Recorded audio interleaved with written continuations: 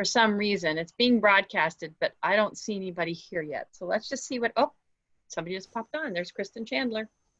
Okay. Okay. So let's give it a minute or two. I'm going to turn off my video. And it looks like people are hopping on. And we have someone calling in. And I would say, given the number of people we have, Joe, I think we should just get started. Is it okay with you if I introduce you and then we get going? Yep, absolutely. Okay. So welcome, everybody. I see people hopping on. I hope you have your lunches and you're settling in. I'm really pleased that you're all joining us for the continued extension of our annual conference looking at healthcare inequities and disparities, and it's a very important time to continue having this conversation. My name's Kath Burns, and I work for Vermont Care Partners, where I'm the quality director, and I'm also a practitioner. And I'm extremely pleased to have Joe Grabowski with us today. He presented last year when we could have an in-person conference, and this year he hoped to present again. And I'm just thrilled we have so many people joining us today to learn more about his topic. Joe is the quality and technical leader at Upper Valley Services, but truth be told, he works out of Bradford. He does a lot of things, including case management, working with people, and figuring out the technical side of all of the services they provide. So we're excited for him to for his presentation today. I'll be monitoring the chat box. Do not use the question and answer box. So as you have questions or comments, put them there and I'll be sure to attend to them. So thank you, and with no further ado, I'm turning it over to Joe. All right, great. Thank you so much, Kath. I really appreciate the opportunity to do this. I was looking forward to doing this back in March. Submitted this, and we were all set to go. And matter of fact, we were in Burlington at our hotel. When the pandemic really kind of started shutting things down. So, but in the 3.5 months since, it really showed that this topic is even more relevant than ever. Name of my topic, of course, is Silence Hurts, the impact of untreated adverse childhood experiences and social isolation on the health and well-being of Vermonters with intellectual and developmental disabilities. Having said that, this is more kind of an overview. We're going to be touching on a lot of different things that hopefully people are somewhat familiar with. But when these slides are posted, they'll have the links that you can jump off and read more about if you'd like. So I like my presentations to be interactive. I like having some discussion and conversation. So I encourage you to participate in questions as I go. I'll be throwing out a few questions here and there. And Kath will be monitoring the chat box for answers for those. And if you have questions and comments, you can also submit those in the chat bar, and we can either talk about them as we go or at the end. But my first question is, I like to, since I've had my introduction, I like to know who I'm talking to. So briefly, you want to give me your name, what your particular role is, and how the pandemic has impacted you personally, especially thinking about physically or emotionally. So I'm going to turn the questions over to whoever wants to answer. I'll read them as they come, Joe. All right. Mm-hmm. We do have a list of 16 people who are here today. All right. Well, glad to have you. I am so used to staring at a camera these days. Mm-hmm. I know it's odd. Well, people might be a little reluctant to share that information right now. That's fine. Okay, but I will offer, Joe, that people can click on the participant bottom click on the participant button at the bottom of their screen, and you can see who else is here. Mm-hmm. And one person wrote, "The pandemic has been very isolating." Sandy H. wrote, "Family." She's an outreach clinician from CSAC, and she's handling the pandemic but missed so much. Mm-hmm. Yeah, I suspect that would be a recurring theme. I think so. And I pose the question whether you want to answer or not, because some people it is kind of personal. Some people, we're all in this boat together. Some of us it's impacted more than others, but we are able to talk about it. And the people today that we're discussing, people with intellectual disabilities, may be limited in their ability to talk or process or share how they're feeling, but it doesn't negate the trauma that they're also going through as well. So people are going to continue, Joe, Yep. to write who they are and where they're from, and everybody else can see that chat too. So I would encourage you to keep on going. All right. So without further ado, I just want to look really briefly at some headlines over the last few months. And again, these links will be in the PowerPoint when it's posted. Back in March, this was a headline: people with disabilities say rationing care policies violate civil rights. If you remember early on, when this was impacting states, there were some states or hospitals that were trying to develop a triage care plan. And one state in particular, I don't remember which one it was controversial because they were looking at people with disabilities as not maybe quite being as important, intellectual disabilities to be as important to be received like ICU and ventilator care if needed. So that started a conversation back in March, right after this whole thing started. And then this was a little bit after people with disabilities fear pandemic will worsen medical biases. And again, this highlights the fact that the biases that are coming to light now have existed long before the pandemic. Disabled Americans can't, this is an opinion piece from CNN, disabled Americans can't be a COVID-19 afterthought. Or another one in COVID-19 surge, who lives and who dies, and specifically, again, it talks about disabilities and triaging care. And then this was a more recent article from last month that COVID-19 infections and deaths are higher among those with intellectual disabilities. And that's kind of what we're going to be touching on today. And then here's another news story. And again, I don't know if anybody read this one or not, but there was an article not that long ago that said COVID-19 had killed hundreds of people in group homes for developmentally disabled in New York. And I believe that story is played out across the nation, but you don't hear about it. And you don't hear about the people who die from COVID and necessarily the VA and the nursing homes and stuff. So we want to talk about those people who are disadvantaged or vulnerable, who their names just don't even get considered. So learning outcomes, again, if you've read the description, you're probably familiar with this, but hopefully you're going to gain a deeper understanding of the often overlooked distinctions between intellectual disabilities and mental illness. That you'd be better equipped to treat and support individuals with adverse behavioral outcomes stemming from abuse, neglect, and unmet emotional and developmental needs in childhood, and be empowered to identify the different means of communication that individuals with limited and cognitive verbal skills employ to make their needs known. So starting out with that, I'm going to start with those important distinctions. Again, and I'm coming from a place of, I've worked in human services for my whole life. I have family members who have intellectual disabilities. My mom is a camp nurse at a camp for people with intellectual disabilities. So I grew up, around this. So I'm not always entirely familiar with what people do know or don't know. And so if I seem to be talking at an elementary place, please forgive me in advance. But one of the reasons why I want to talk about this is people tend to, there's this mentality that I've experienced myself with people who maybe don't work in this field, who tend to kind of lump intellectual disabilities and mental illness, mental health issues in the same bucket, and there's many agencies out there across the nation that have some variant of such and such mental health and developmental services, like they're in the same bucket, when really they're very different. So this is a real quick graphic I did, a Venn diagram, intellectual disabilities and mental illnesses. Not all people with intellectual disabilities have mental illnesses, and not all people with mental illnesses have intellectual disabilities. That seems probably very obvious and plain, but the thinking is out there, that the perceptions are out there, that if somebody has an intellectual disability, it's some form of mental illness. It's something to be treated or cured or managed. So this contributes to perceptions that the two are the same sort of thing. So I'm going to skip forward a little bit. If I'm going too fast, please let me know. And if we want to jump in for questions or comments, that's fine too. There's a little bit of reading here for the first few slides, just because definitions, words are important to me. Definitions are important, that we're all on the same page.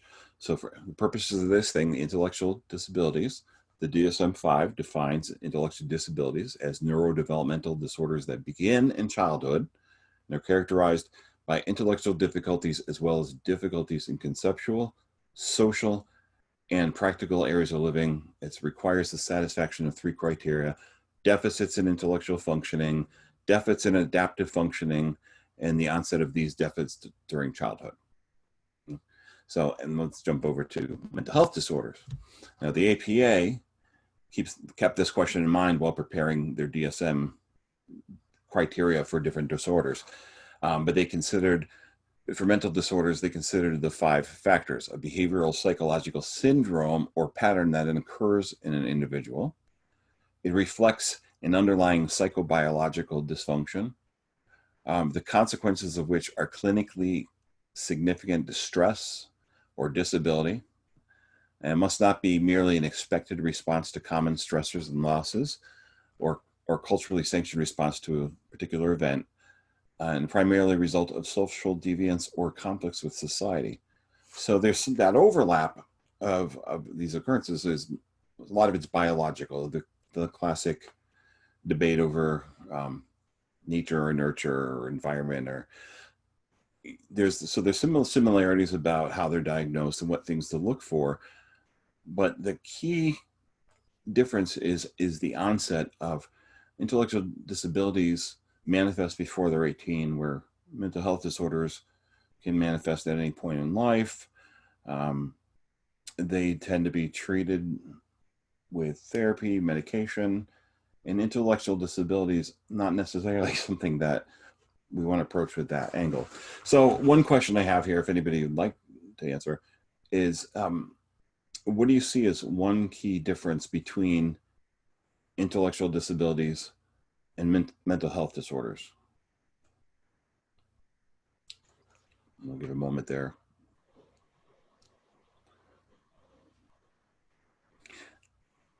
This is the difficult thing about doing a webinar, because doing it live, you interact and get the instant feedback. Yeah, I do think that's tricky. Let's just, so here we have Laura saying mental illness can be treated. Kristen saying mental health disorders can be treated with medication. ID cannot. Yep, that's great. It's perfect. And that's exactly the main thing but that perception of developmental health and mental health and developmental services is that, oh, these are things that can be approached the same way in care and treatment. So Joe, yes. Joe, Jean just offered mental health has stigma attached, which is an interesting comment. Yes. Mental health itself has stigma. You're right, has stigmas attached to it. Again, it's and this is going to lead me to another point down the road as far as those stigmas and biases and perceptions, even with the most well-meaning of people, professionals. And you can interrupt me anytime, Kath. Which leads me to ableism. Ableism is a set of beliefs or practices that devalue and discriminate against people with physical, intellectual, or psychiatric disabilities, and often rests on the assumption that disabled people need to be fixed in one form or the other. And again, I pose a question here we don't have to go with, but what are some assumptions about people with intellectual disabilities that may exist? I know I can give a couple. People assume if somebody's nonverbal or has limited verbal ability, expressive, that they don't understand anything, or they assume that people don't have the ability to make choices or decisions about their own life. If anybody else has any you want to throw in, that's great. But there's a lot of assumptions that exist out there about both of these. I would offer, Joe, that a lot of people assume people with intellectual and developmental disabilities can't learn. Yeah, that's right. When you get into the whole thing about supported decision-making and self-advocacy and dignity of risk and all these things, it doesn't compute with people who think people with intellectual disabilities are in this box. They're restricted in what they can and can't do. So that leads us to health disparities.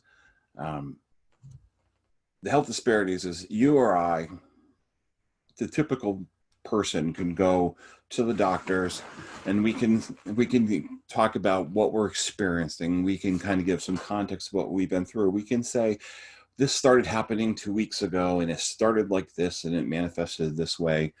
And if we feel like the doctor's not really listening to us, we can go get a second opinion, or we can come back with a little bit more, no, this is the symptom I'm having, and advocate for ourselves. So right off the bat, people with intellectual disabilities may not be able to do that.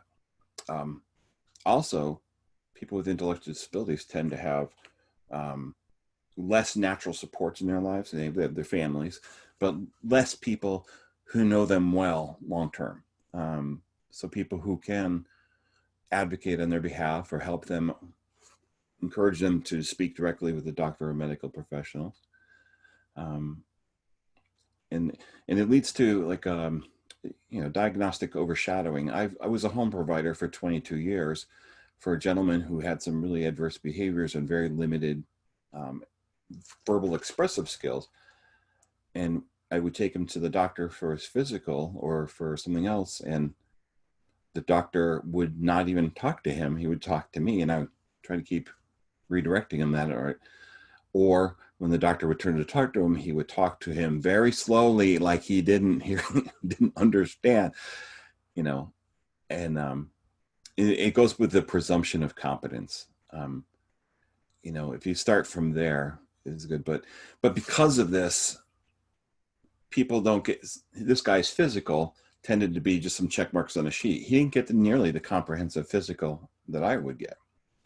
And partly because of his, the way he behaved when he was in the doctor's office, and partly because it was just more, I think, of we have to do this once a year for Medicaid. Great doctor, but that was my experience over and over again. I even had one person early on, as a home provider, I took him for a walk-in clinic emergency room thing, because it was over the weekend, and had the doctor that was on duty was clearly kind of a little put out and told me that, those people really don't belong out in the community homes. They really belong at some institution where somebody else can take care of them, which just, did not set well with me. So on mental illness is, there's this quote here from, I can't read that, Margaret Larson.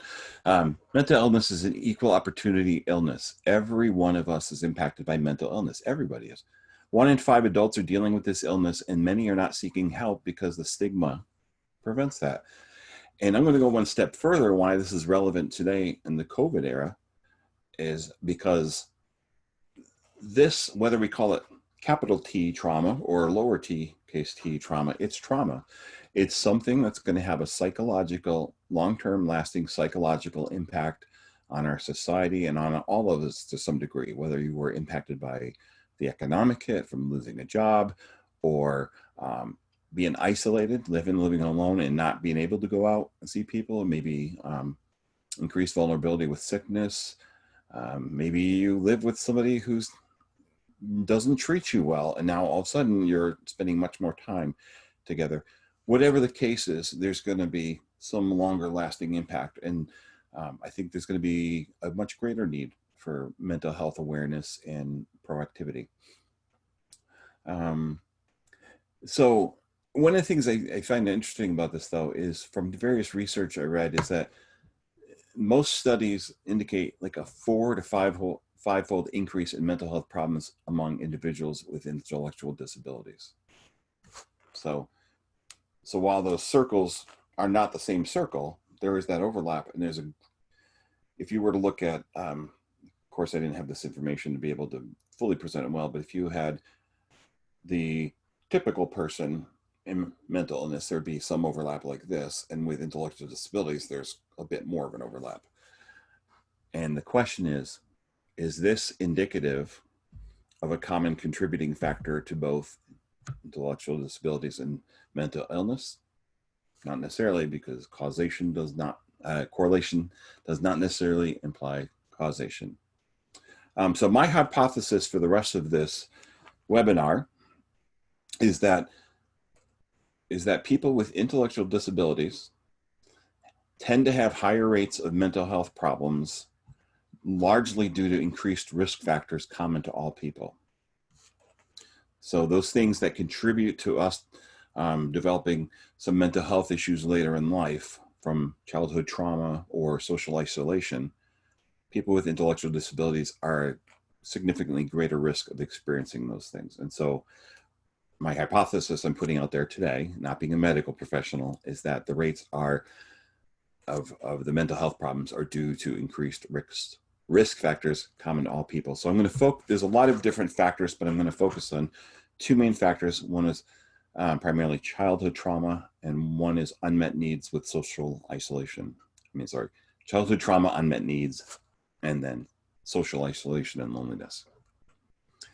That was a mouthful. We good so far? Kath? Yep, I'm here and Okay. good so far. I will Okay. totally interrupt when there's comments. I think people Okay. are just wrapped. That's fine. That's fine. So childhood factors, trauma, unmet needs, and health outcomes.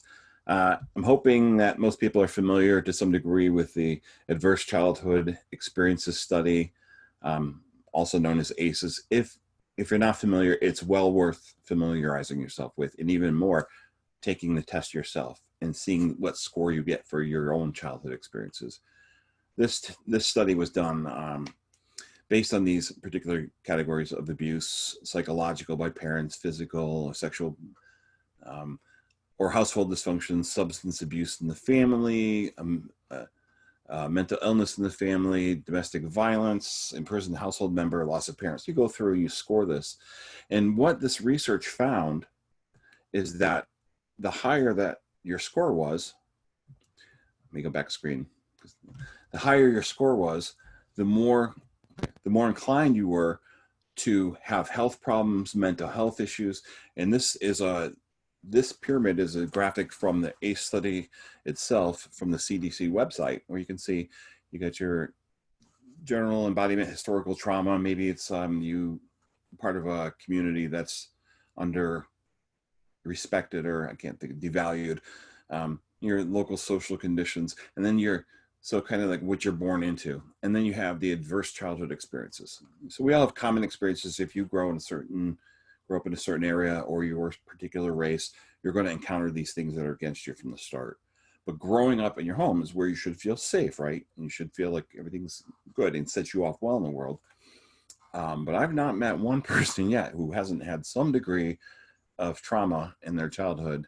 And so where this pyramid points to is the more these experiences are, these adverse experiences, the more it tends to disrupt the neurodevelopment, which in turn impacts the social, emotional, cognitive impairment, which the adoption of health risk behavior, which leads to disease, disability, and social problems, and increases the chance of early death. It's a domino effect. It builds on each other. Children are wonderfully resilient. I think sometimes, I remember hearing a radio program, I wish I could remember what it was, but they were talking about kind of the backwards thinking that we sometimes have, that children are resilient, but adults are vulnerable. And the example was about children of divorce. Well, the parents are divorcing and it's ugly and messy, but children will be fine, but the parents are really going through stuff. And it's not until the children of divorced parents grow up that they're dealing with their own wounds from that. So that's just one little example of this, but there's a whole study on this. You can go in a whole different depth on this itself. But I found it fascinating because the research really showed increased risks of heart disease and obesity and all sorts of chronic conditions. And the good thing about it, though, is that, again, the research highly suggests that if you are somebody whose health has been impacted by these, that when you recognize that influence of it, and then you start getting help and treatment to resolve and get some closure on those things, it actually has a health benefit to you. So, that's a positive thing for most of us. but we're able to tell our own stories. With people with intellectual disabilities, not only they are at a significantly higher risk of adverse childhood experiences, neglect, physical abuse, sexual abuse, all more than 3 times the likelihood of any of us. And when you think about it, is they're also less likely to be able to report, either because they lack the ability to express themselves, or perhaps they're devalued and nobody really listens to them, or they're seen as being just a troublesome child, or whatever the case is. And of course, that ends up leading to a sense of learned helplessness. And then there's the unmet needs. Again, if you're familiar with Maslow's hierarchy of needs, this is one of my first things in psychology I learned years and years ago when I was in high school, and I love the whole idea of it. And I love it. It kind of correlates with that ACEs thing. The physiological needs, if those are met, then you want to focus on the safety needs. If those are met, love and belonging and esteem, and then self-actualization. And a lot of times with folks, whether it's with intellectual disabilities or people with mental health issues, we are trying to focus in on the esteem when really there's still some unmet needs from childhood or early in life about not feeling loved or not feeling safe. And some of the behaviors that they've developed and adopted, whether it's self-harm or whether it's overeating or any number of different things, a lot of times can correlate back to those things where they learned that their needs were not being met. Maybe they weren't even learned how to self-regulate, identify their emotions, but acting out gets them the attention, the help, or they get the things they want or they need. And it's kind of a bit of a dysfunctional way. But over time, of course, if you deal with things with overeating or with or starving yourself or cutting yourself, anything like that, you're going to end up developing some eating disorders. You're going to end up developing some other health complications that then will impact your health on a bigger scale. So all these things together, I wanted to just highlight. I want to be mindful of the time, but there we go. Yeah, okay. So all of these things together apply to all of us. But I want to highlight that people with intellectual disabilities, they're at a higher risk of having these things. But yet when they go to the doctor, when they get treated for medical things, sometimes it's that what's seen as the intellectual disability, what's seen maybe as the behavior, or if the person isn't able to speak for themselves and they don't have anyone, then maybe those assumptions are there's nothing else going on. So I'm going to skip forward here to social factors. Again, some interesting information. Social determinants of health. This is from healthypeople.gov. Social determinants of health can be described as social, economic, and political systems that can intersect and overlap and contribute to disparities in healthcare and access to education, employment, and other aspects of life. These determinants can be categorized as socioeconomic, psychosocial, and community and societal. And Healthy People 2020 organizes the social determinants of health around these 5 key domains that are on the screen: economic stability, education, health and healthcare, neighborhood and built environment, and social and community context. Again, it's looking at the bigger picture. It's looking at the person, what's their ethnicity, what's their, are they in poverty? Are they in, do they have any health issues against them from the beginning? How socially supported are they? And all these things that contribute to somebody's well-being, all coming into play. Loneliness is a powerful thing, and we all identify with, how many songs are there out about loneliness, being all alone, all by myself. One is the loneliest number, and so on and so on. And we all, at some point or another, have experienced loneliness. But generally, we've got the social context that we want. We've got friends, we've got acquaintances, we've got families, we've got social media, we've got so many other opportunities to engage socially that maybe maybe not everybody has as much, but people with intellectual disabilities tend to have a much smaller pool of friends and natural supports. Again, I don't have the statistic in front of me, but Bill Ash, who's the executive director with Upper Valley Services, often quotes a statistic that says the average person with intellectual disability has maybe 2 to 3 friends that they would consider friends, maybe. And then there's the family. But I think in terms of the pandemic, when you think of all of us with social distancing and kind of being the safe at home, stay at home thing, even those of us who are introverts and are, yeah, I'm good with being home with my wife and my son and being able to, work in my office, home office. Even so, loneliness starts creeping its tentacles and starts pulling at you and starts dragging you down into depression, anxiety, exhaustion. One of the common things I hear a lot from people, no matter what their circumstances, is this kind of sense of just physical exhaustion. And we think part of it is in normal life, we're out and we're active and we see people every day and we engage and we're using our brain. And the pandemic's kind of forced many of us into this nice little bubble, which we're doing our job and have our relationships, but it's very much restricted, which wears us down. So Carl Jung has this quote I like too: loneliness doesn't come from having no one around you, but from being unable to communicate the things that are important to you. Right? That goes along the line of being, we can identify loneliness as being alone, but have you ever felt lonely in a crowd? You've been at a party, you're gone to college, and there's all these people around, but you feel horribly lonely because nobody knows you. And this is a common experience for people with intellectual disabilities. Who really knows you? Who knows your stories? Who knows your interests? Who knows your hopes and dreams? Who knows where you've come from and where you're going? Who knows the things you've suffered through childhood? Or to not be, if you've ever gone and you've been to the refrigerator and you've been hungry for something and you cannot for the life of you put a name on it, but you open that refrigerator and those cupboards 1,000 times hoping something's going to jump out at you. That's that feeling, but imagine it on the level of that's who you are and having the inability really to express that to other people, and therefore being around people but not having that relationship with them.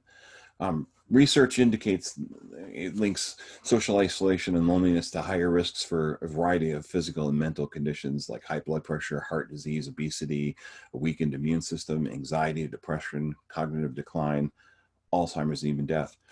And this is from the National Institutes of Health.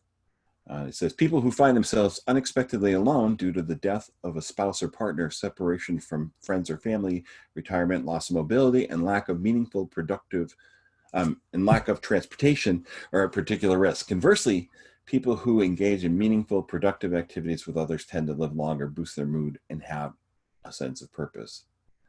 These activities seem to help maintain their well-being and may improve their cognitive function. In this one study, the researcher Dr. Cole just said loneliness acts as a fertilizer for other diseases, and I think that nails it on the head. The biology of loneliness can accelerate the buildup of plaque in arteries, help cancer cells grow and spread, and promote inflammation in the brain, leading to Alzheimer's disease. Loneliness promotes several different types of wear and tear in the body. And there's a link in there that I added into this too that was from CNET, but it was about how loneliness could be changing your brain and your body during this pandemic. So the question I asked at the outset, how are you doing emotionally, physically? Can you put names on it? Can you put words on it? It's a weird experience because life somewhat looks normal, but it doesn't. And this article nailed it right on about some of these physical symptoms and emotional systems, and even our mental things that we're all going through to some degree. Which leads me to silence hurts. This is the shortest piece of all of this, because hopefully by now you kind of see where this is all going. That inability to speak up for yourself, to advocate, and to tell your story, then tends to not get you the help and the treatment and the care that you really need, and beyond the presenting problem. Um, you know, people who grow up and learn, you know, other people make decisions for them. They can't express themselves. They aren't taken seriously. Their locus of control, their sense of self-efficacy tends to slide more towards the external piece of learned helplessness. I'm not going to bother speaking up for myself because it's not going to make a difference. Or I don't want to say, or I'm less than, or you have people who struggle with that, but then they act out. And people don't see the underlying reason for the behavior. They just see the behavior, and they end up starting treating the behavior sometimes with psychiatric medications when that's not what's needed. You know, we can always relate to these. Have you ever had days you got off the wrong side of the bed and you've been snappy, and you know, you want people to know you and say, you're having an off day, what's going on? Instead of just judging you based on the fact that you slammed your coffee cup down. And then people with intellectual disabilities have communication barriers, and because of these presumptions, if somebody cannot share what they're feeling or experiencing, then sometimes it's not even thought of, but by the medical professional, by the care staff, maybe by the family, because this person doesn't know how to express physical pain. So traditional medicine is kind of the allopathic care where you're treating the presenting problem. I have a headache, I go to the doctor, he kind of does my vitals and maybe prescribes me something for the headache or recommends I take over-the-counter medication. The headache persists, I go back to the doctor, he tries something different. The headache persists, I go back to him, and maybe he's going to order at that point an MRI or CAT scan, and on and on. Again, trying to do it with the information that he has, but it's very focused. But if I'm able to say, you know, with this, between this pandemic and some stressors happening at work, and these things have been happening, to give some of the additional information and context for the doctor to say, oh, maybe it's, you know, maybe I should refer him to a therapist, or maybe I should refer him to. But when you can't tell those stories, you are treated based upon how you present. So closing the gap, promoting health equity by, okay, I didn't finish that title. There was a report to the Surgeon General called Closing the Gap, a National Blueprint to Improve the Health of Persons with Mental Retardation, which we now call intellectual disabilities. And it identified 6 goals and action steps, predominantly for the medical community. But again, I think this can apply to all of us as family, friends, neighbors, citizens, peers. Goal 1, integrate health promotion into community environments of people with intellectual disabilities. Goal 2, increase knowledge and understanding of health and intellectual disabilities, ensuring that knowledge is made practical and easy to use. And that's why webinars like this and the conferences are really helpful, because it takes some of this research and tries to put it in a more accessible way. Goal 3 is improve the quality of healthcare for people with intellectual disabilities. Goal 4 is train healthcare providers in the care of adults and children with intellectual disabilities. Goal 5 is ensuring that healthcare financing produces good health outcomes for adults and children with intellectual disabilities. And Goal 6, increase sources of health care services for adults, adolescents, and children with intellectual disabilities, ensuring that health care is easily accessible for them. I'm very proud to work for the state of Vermont. I've worked in Connecticut. I've worked in New Hampshire. New Hampshire and Vermont were the first 2 states in the United States to have their institutions completely closed years ago.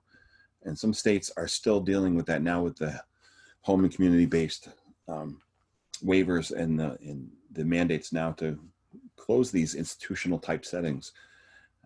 So I'm very, very proud to work with Vermont and many of the people through these agencies and through these networks, because we are doing good work.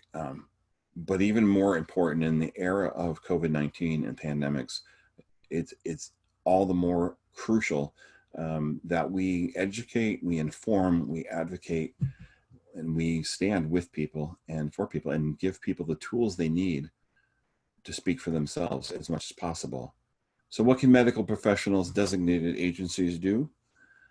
I was talking with the allopathic kind of present the care, the traditional thing. You present, you're seen, you're treated. You might have a different doctor. You might have a different person go with you to the doctor. Really trying to build more of a trauma-informed care system, an integrated collaborative care where there's communication between the various people that are involved in the individual's life.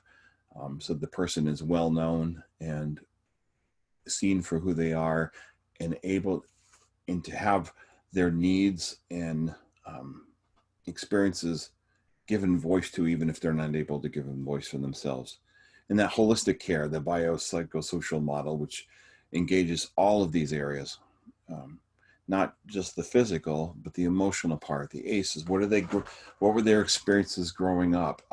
Did they experience trauma? Did they experience trauma as adults? Joseph Shapiro from NPR has some really enlightening pieces on different things for people with intellectual disabilities. One that was probably the most, I don't even know how to speak about it. It was upsetting. Was about the prevalence of sexual abuse among people with intellectual disabilities and how it's underreported, and just how extensive it actually is. And again, people learned helplessness. It doesn't make a difference if you tell. So these things need to come into light more and more. And I believe with the COVID-19 experience, these headlines, it's coming more and more into the headlines. Like going back to the beginning, and coming close to the end now, there was that news article about group homes in New York where hundreds of people died in group homes because of the coronavirus. There's this mentality already out there that, well, the COVID-19 mostly impacts the people who are in nursing homes, the elderly, almost as if that should be continued because they were going to die anyway. That shouldn't even be a thought. We shouldn't even take that into thought, right? Same thing with VA hospitals. But group homes, institutions, even just people who do live in residential homes or with their families, or who aren't getting the attention and the care that they truly need and the advocacy that they need, really stand the potential to suffer. And that's that other article, that people with intellectual disabilities are more likely to die from COVID-19. So last question is, what can anyone do?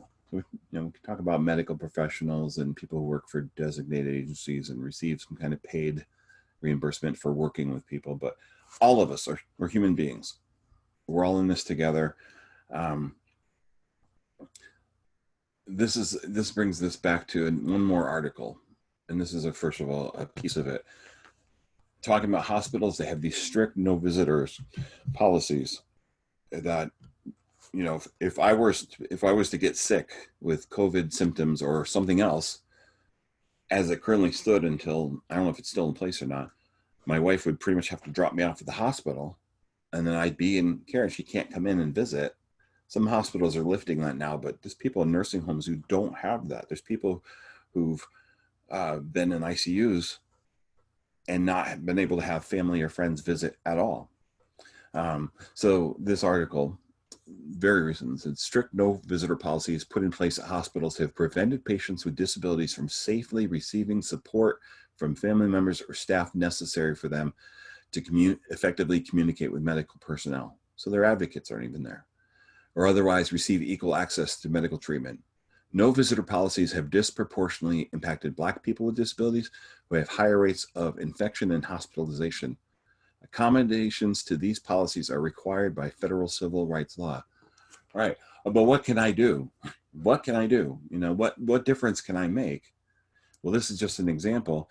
The headline of this article was "Significant Victory for Patients with Disabilities in Response to Joint Communication First Complaint and Hospital No Visitor Policies."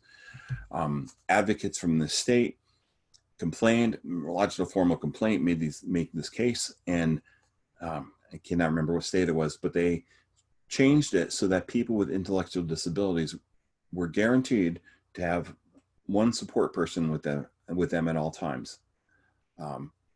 which it's unfortunate that there even had to be a debate about that. But that's a positive step. And that comes from the result of advocating and saying, hey, maybe this thing isn't impacting me personally, but this is not okay. So there's a quote I use extensively all the time. But before I get to it, I just want to close with this piece. Allopathic care is generally in the hands of the medical professionals, right? But adopting a holistic approach of healthcare enables anyone to play a role in promoting the health and well-being of their fellow citizens. In that respect, we are our brother's keeper, our sister's keeper. We are responsible for the well-being of those around us, because as our community goes, so go we. So this quote is my favorite quote, one of my very favorite quotes from George Washington Carver. How far you go in life depends on your being tender with the young, compassionate with the aged, sympathetic with the striving, and tolerant of the weak and strong, because someday in your life you will have been all of these. And normally I kind of tie that in with saying, yeah, you may not be that vulnerable adult, but at some point in your life you're going to be, whether it's by age, whether it's by accident, whether it's by stroke, you're going to be at somebody else's mercy. How much dignity, self-determination, and autonomy do you want? How much do you want people to be advocating for your right to make decisions for yourself, or make sure you're getting the care that you need? But in light of COVID-19, this pandemic, I'm going to change that saying to say we're all just one infection away from being vulnerable. There's people, young people, who think they're invincible, who have gotten this, who've ended up in the ICU, who've ended up in a ventilator, and some who've even died. And with those no visitor policies, it's a scary situation. If you think isolation in your home is bad, imagine that. So when you approach that, building a society, contributing to a society in which we would feel safe and comfortable being vulnerable ourselves. So advocate, advocate, advocate. And that's the end of my slideshow, my presentation. So I think we've got time for any comments or questions. It's 12:52. Yes, we do. And so if anybody has a question, please feel free, or comment, please feel free to put it in the chat box. And while you're doing that, I'm going to remind everybody that we post all of these materials and recordings of the webinars on our website, the conference website at vermontcarepartners.org. And if related to this topic, Pascal Chang and his team did a really great talk about how to actually work on the communication between people you support and their healthcare providers. So I would encourage you to go check that out if you're interested in this topic. I think all of you are. Yeah, and along with that, with the slides, because I didn't even get too much into the communication pieces. Yeah, I have. Kath, if you want to send me that, I'll add that to that too. But I have a number of resources that have already been developed for people with intellectual disabilities. Yeah, we can put them out there in plain language, and resources for health professionals to be more prepared and equipped to treat people with intellectual disabilities. So my goal with this is to, when I submit the slides, to kind of, I'll also have those additional resources again. Okay. If something piques somebody's interest, they can then leap off. Sure. So here's some specific comments that are coming, Joe. So Jeff is saying, I keep saying, you bet, and here, nicely done, and thanks. And then Jean is saying, great presentation. Thanks for sharing your thoughts and experiences. Thank you. Any other questions or comments out there?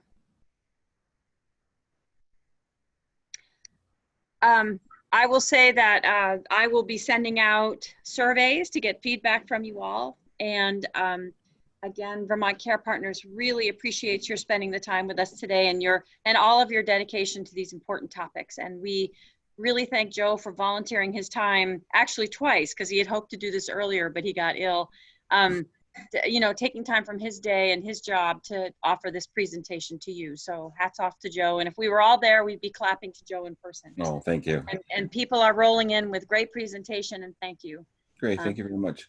Yeah, so with that, I guess we'll end today's webinar. Yeah, and I So do look thanks very forward. much. I do look forward to the feedback, because the good and the bad, it helps me shape these things as I go forward. So thank you for being here today and taking the time to be with us. All right. Thank you, everybody. Thank you, Joe. Right. Bye, Everyone be Kath. Bye, well. Bernie.